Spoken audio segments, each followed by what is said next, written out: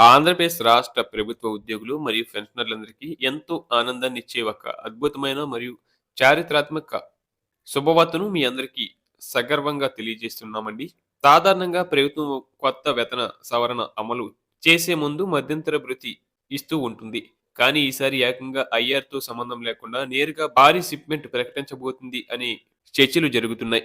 ఒకవేళ ఇది కనుక అమలైతే ఇది రాష్ట్ర చరిత్రలోనే ఒక మైలురాయి లాంటి నిర్ణయం. దీనివల్ల వేలాది మంది ఉద్యోగులు, ఉపాధ్యాయులు మరియు లక్షలాది మంది పెన్షనర్ల జీవితాల్లో కొత్త వెలుగులు నిండనున్నాయి. ప్రభుత్వం తీసుకోబోతున్న ఈ భారీ నిర్ణయం వెనుక ఉన్న ప్రతి అంశాన్ని లోతుగా విశ్లేషిస్తే అసలు ఐఆర్ ఎందుకు ఇవ్వలేదు మరియు నేరుగా షిప్మెంట్ ఇవ్వడం వల్ల వచ్చే లాభం ఏంటో క్షుణ్ణంగా అర్థం చేసుకోవాలి. సాధారణంగా ఐఆర్ అనేది ఒక తాత్కాలిక ఊరాట మాత్రమే. అది మూల వేతనంలో కలవదు. కానీ నేరుగా భారీ షిప్మెంట్ ప్రకటించడం వల్ల అది నేరుగా బేసిక్ పేలో కలిసిపోతుంది. దీని ఫలితంగా ప్రతి నెల వచ్చే జీతం లేదా పెన్షన్ ఊహించని రీతిలో పెరుగుతుంది.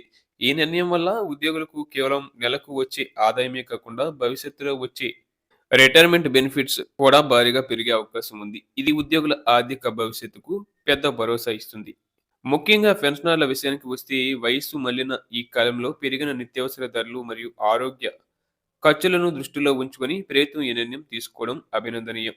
ఐఆర్ అనేది పెన్షనర్లకు కేవలం ఒక అలవెన్స్‌లా మాత్రమే అందుతుంది. కానీ నేరుగా షిప్‌మెంట్ వల్ల వారి పెన్షన్ మొత్తం పెరిగి గౌరవప్రదమైన జీవనం గడపడానికి మార్గం సుగమం అవుతుంది. ఈ ప్రక్రియలో భాగంగా పాత బకాయిలు కూడా త్వరగా చెల్లించేలా ప్రభుత్వం చర్యలు తీసుకోబోతున్నట్లు తెలుస్తుంది. దీనివల్ల గత కొన్ని నెలలుగా ఆగిపోయిన పెండింగ్ బిల్లుల సమస్యకు కూడా ఒక శాశ్వత పరిష్కారం దొరుకుతుందని ఆశిస్తున్నాం. అలాగే రాష్ట్ర ఆర్థిక పరిస్థితులు సవాలుగా ఉన్నప్పటికీ ఉద్యోగుల సంక్షేమమే ప్రథమ ప్రాధాన్యతగా భావించి ముఖ్యమంత్రి గారు మరియు ఉన్నతాధికారులు ఈ భారీ షిప్మెంట్ వైపు మొగ్గు చూపారు. ఇది ఉద్యోగ సంఘాల పోరాటానికి మరియు ప్రభుత్వం మధ్య ఉన్న సానుకూల చర్చలకు లభించిన గొప్ప విజయం అని చెప్పాలి. ప్రభుత్వం ప్రకటించబోయే ఈ షిప్మెంట్ శాతం మార్కెట్ అంచనాల కంటే ఎక్కువగా ఉండబోతుంది అనే అంచనాలు ఉద్యోగ వర్గాల్లో హర్షాతిరేకలు వ్యక్తమవుతున్నాయి. ఈ మార్పుల వల్ల కొత్త పే స్కేల్స్ అమల్లోకి వస్తాయి. తద్వారా ప్రతి కేటగిరీ ఉద్యోగికి అంటే క్లాస్ 4 ఉద్యోగి నుండి గేటెడ్ ఆఫీసర్ వరకు అందరికీ న్యాయం జరిగేలా స్లాబులు రూపకల్పన జరుగుతుంది.